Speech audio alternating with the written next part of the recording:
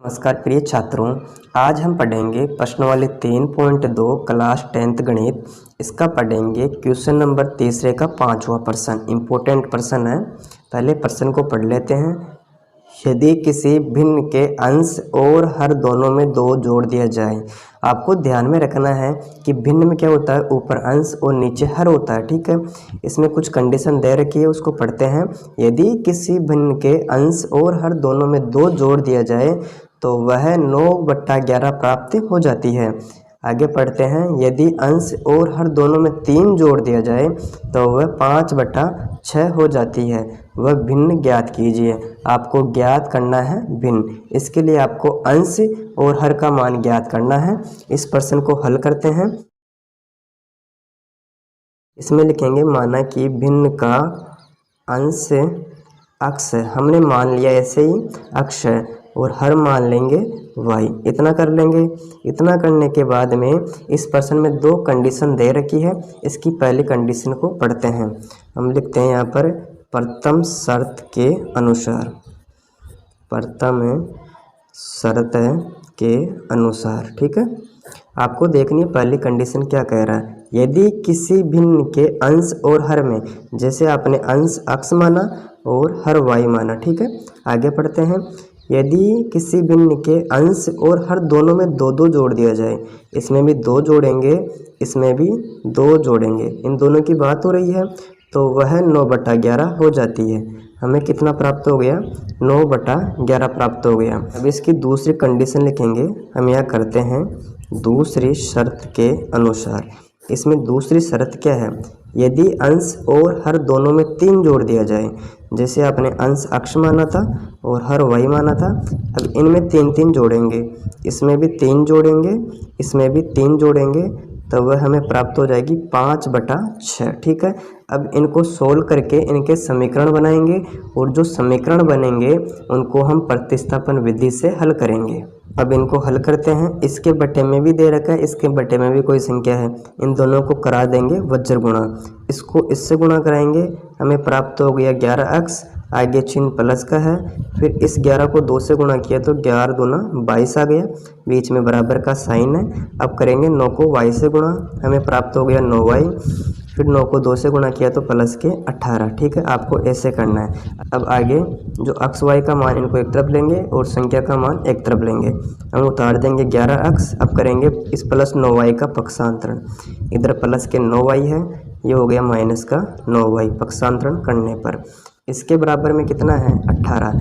अब करेंगे प्लस 22 का पक्षांतरण, यह आ जाएगा माइनस का 22 पक्षांतरण करने पर। आगे उतारते हैं 11x माइनस का 9y। इसके बराबर में इसकी बड़ी संख्या माइनस की है, माइनस के 22 में से 18 गए तो माइनस का 4 बचेगा। इस प्रकार ये बन गया समीकरण नंबर 1।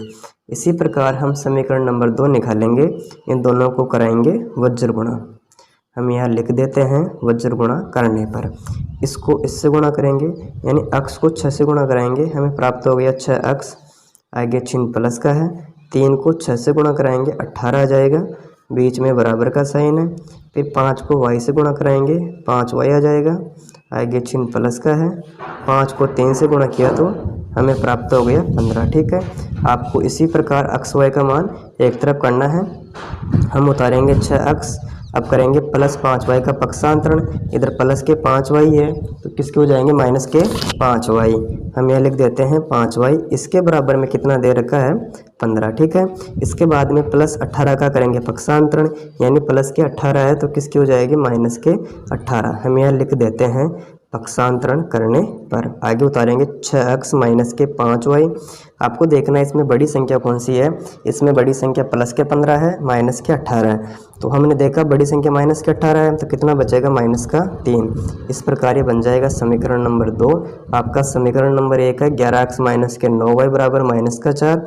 दूसरा समीकरण है 6x माइनस के 5y बराबर माइनस के 3। इस प्रश्न को हमें प्रतिस्थापन विधि से सोल्व करना है।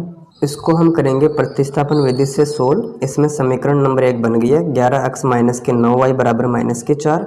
दूसरा समीकरण था 6x माइनस के 5y बराबर माइनस के 3। हम कर रहे हैं प्रतिस्थापन विधि से। इसके लिए हम लेते हैं समीकरण नंबर 1। हम यहाँ लिख देते हैं समीकरण नंबर 1 लेने पर। ठीक है। इसमें समीकरण नंबर 1 कौन सा है, हम उतार देंगे 11x माइनस के 9y इसके बराबर माइनस के 4, ठीक है। अब करेंगे किसी एक चर का पक्षांतरण, इसमें प्लस के 11x है, इसके बराबर में जो संख्या दे रखी है उतार देंगे माइनस के 4। अब करेंगे माइनस 9y का पक्षांतरण, इधर माइनस के 9y है, इसका कर दिया हमने पक्षांतरण, तो ये हो जाएगी प्लस के 9y। हम यहाँ पर लिख देते हैं पक्षांतरण करने पर, ठीक है। इधर x बराबर कितना दे रखा है, माइनस के 4 प्लस के 9y, इसके बट्टे में आ जाएगा 11। इस प्रकार ये बन जाएगा समीकरण नंबर 3। अब आगे x का मान समीकरण नंबर 2 में फिट करेंगे। हम लिखते हैं x का मान समीकरण नंबर 2 में रखने पर, समीकरण नंबर 2 क्या है देख लो, 6x है, हम उतार देंगे 6, जो x का मान है फिट कर देंगे। x का मान कितना हमारे पास में, माइनस का 4 प्लस के 9y इसके बटे में 11, फिर ब्रैकेट बंद करेंगे, आगे माइनस के 5y है, माइनस 5y कर दिया, इसके बराबर में माइनस के 3 कर दिया, ठीक है। आपको करना क्या है, इस ब्रैकेट को गुणा करवाना है, इस 6 को 4 से गुणा कराएंगे तो माइनस के 24 आ गए, आगे चिन्ह प्लस का है, फिर 9 को 6 से गुणा किया, 9 6 54 होते हैं, साथ में आ जाएगा y, इसके बटे में है 11, आगे माइनस के 5y इसके बराबर में माइनस के 3। इतना करने के बाद में आपको देखना है, इसके बटे में संख्या 11 है, इसके बटे में कुछ नहीं है, तो हम क्या मानेंगे, 1 मान लेते हैं, ठीक है। अब इन दोनों का लघुत्तम लेते हैं, इसमें लघुत्तम आ गया 11, आगे इस 11 का भाग 11 में देते हैं, 1 बार गया, 1 को ऊपर वाली संख्या से गुणा करेंगे, माइनस के 24 प्लस के 54y आ जाएंगे, ठीक है।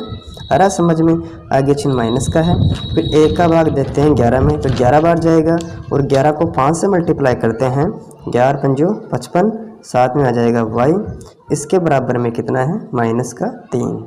अब उतारेंगे माइनस के 24, आपको देखना है इसमें प्लस के 54y बड़े हैं, माइनस के 55y बड़े हैं, तो हमें पता माइनस के 55 बड़े हैं, माइनस के 55 में से जाएंगे प्लस के 54, माइनस का 1y बचेगा, इसके बट्टे में आ गया 11, इसके बराबर में कितना है, माइनस का 3। आपको देखना है इसके बट्टे में संख्या है, इसके बट्टे में कुछ नहीं, तो क्या मान लेते हैं 1, इन दोनों को वज्र गुणा कराएंगे, हम यहाँ पर लिख देते हैं वज्र गुणा करने पर, ठीक है।